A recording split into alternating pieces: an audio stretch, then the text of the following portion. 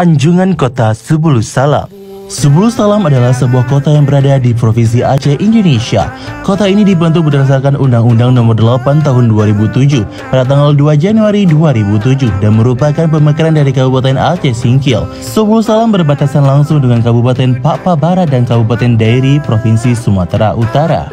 Setiap daerah di Indonesia memiliki daya tariknya masing-masing, seperti Sebulu Salam yang merupakan salah satu kota di Provinsi Aceh. Selain destinasi wisata, kota ini juga terkenal dengan ragam kuliner khas yang menggugah selera.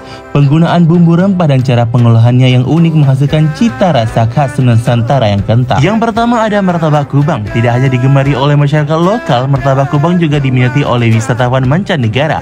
Martabak ini berisi daging rendang dan telur yang dibalut dengan adonan tepung tipis. Cita rasanya kaya akan rempah-rempah. Selanjutnya ada ndita. Ndita merupakan kuliner khas Sebulu Salam warisan leluhur yang terbuat dari beras, gula, garam, dan kelapa parut. Memiliki cita rasa gurih, ndita dapat disantap sangat mentah maupun matang. Biasanya masyarakat setempat menyajikan ndita bersama dengan ayam bakar cincang yang dinamakan delebak manuk.